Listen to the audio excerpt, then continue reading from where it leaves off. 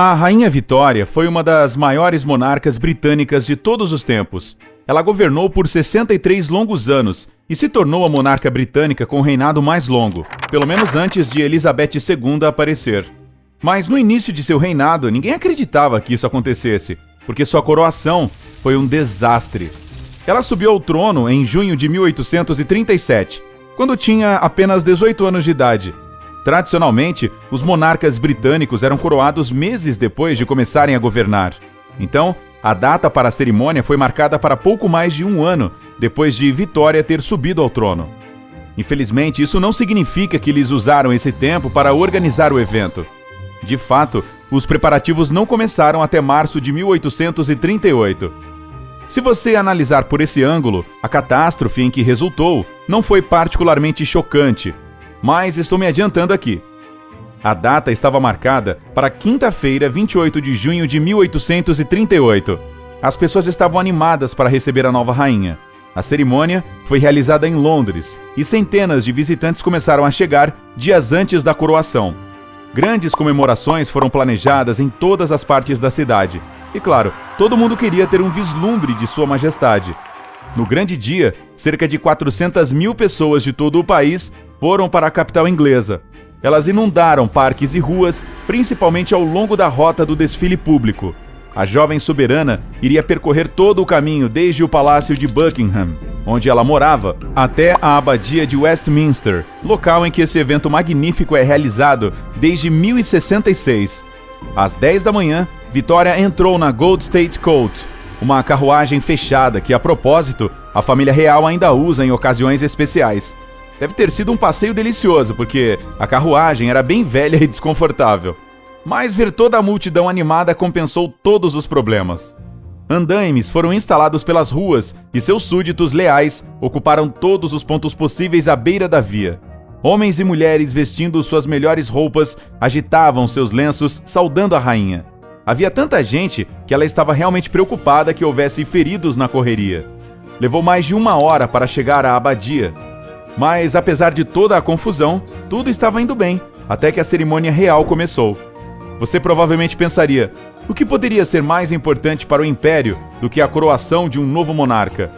Mas a verdade surpreendente é que quase não houve ensaio para a cerimônia.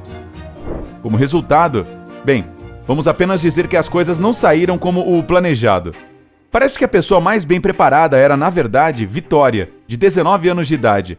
Ao contrário de muitas outras partes envolvidas, ela esteve em Westminster no dia anterior ao ritual, então sabia como agir, pelo menos em alguns pontos. Mas quando não sabia, não tinha quase ninguém para guiá-la. Testemunhas lembraram que apenas alguns homens pareciam saber o que estavam fazendo, enquanto outros realizavam suas tarefas com total dificuldade e embaraço. Depois que fizeram a rainha deixar sua cadeira cedo demais, Vitória ficou confusa e perguntou a um dos senhores: "Por favor, me diga o que eu devo fazer porque eles não sabem." O arcebispo de Canterbury desempenhou um papel crucial na cerimônia, já que colocou a coroa na cabeça da soberana. E até mesmo ele cometeu erros. A coisa mais louca e definitivamente a mais dolorosa para Vitória aconteceu quando chegou a hora de usar o anel de coroação. Normalmente ele é posto no dedo anelar do monarca, então nada em comum aqui. Mas quando o arcebispo tentou colocá-lo, era muito pequeno. Aparentemente os ourives erroneamente o fizeram com a medida do dedo mindinho, mas o arcebispo não sabia disso. Afinal de contas, era um costume antigo, então ele forçou o anel em seu dedo anelar de todas as formas possíveis, o que causou muita dor. Depois, foi quase impossível tirá-lo do dedo, então a pobre Vitória teve que ficar com a mão de molho em água gelada. Mas todo esse sofrimento foi recompensado, certo? Pelo menos ela foi declarada rainha, afinal de contas. Bem, houve mais um problema. O bispo de Bath e Wells, que estava certificando-se de que tudo ocorresse conforme o planejado, acidentalmente perdeu 2 páginas da ordem de serviço. E, logicamente, foi a parte em que o título da monarca seria proclamado. Em outras palavras, toda a cerimônia foi basicamente invalidada.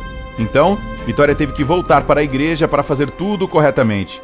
Felizmente, os outros incidentes foram muito menos críticos, mas igualmente absurdos.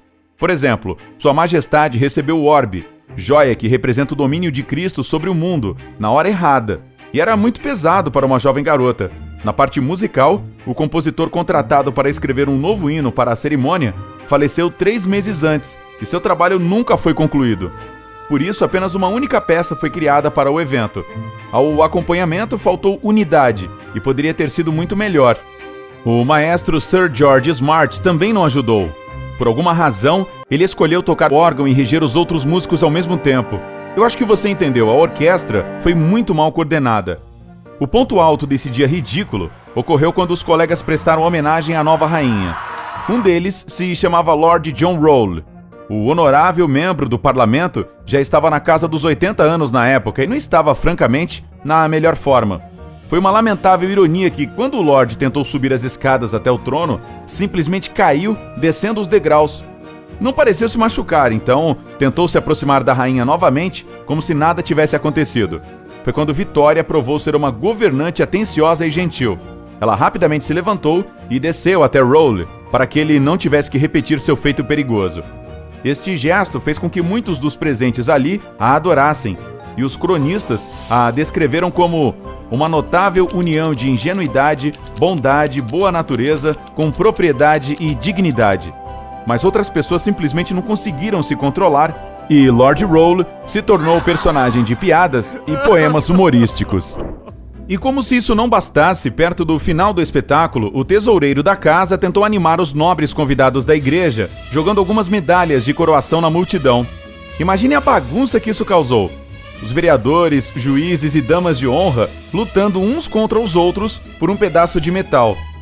Um filho do Duque de Richmond foi particularmente bem sucedido, já que conseguiu pegar nada menos que 12 lembranças. Bem, pelo menos alguém levou alguma coisa. Se você acha que os senhores e bispos estavam sobrecarregados pelo estresse, há pouco de verdade nisso, e eles tiveram algum tempo para recuperar suas forças. Às vezes, quando não havia necessidade da rainha e seus companheiros estarem no altar principal, todos fugiam para a capela de St. Edward. Capela era uma palavra forte para isso. Vitória mais tarde descreveu como um altar que estava coberto de sanduíches e bebidas. Bem, como disse seu amigo e primeiro-ministro, Lord Melbourne, sempre que o clero tem envolvimento com qualquer coisa, com certeza há muito o que comer. A cerimônia durou 5 horas excruciantes e, finalmente, não havia ninguém em Westminster que não ficasse aliviado quando acabou. Os historiadores a chamaram de a última das coroações mal-sucedidas, porque, depois disso, um novo programa de serviço de coroação foi criado para evitar que a história se repetisse. Quanto à rainha, ela passou neste teste desafiador com paciência e dignidade muito maior do que poderia se esperar. Surpreendentemente, Vitória amou o serviço com todas as suas falhas e defeitos e chamou aquele dia o mais orgulhoso de sua vida. Então, qual sua parte favorita dessa história? Deixe sua opinião nos comentários. Se aprendeu algo novo hoje, curta o vídeo e compartilhe com um amigo. Mas ei, temos mais de 2.000 vídeos para você conferir, histórias fantásticas e divertidas. Basta escolher o da esquerda ou da direita, clicar nele e aproveitar. Fique no lado incrível da vida.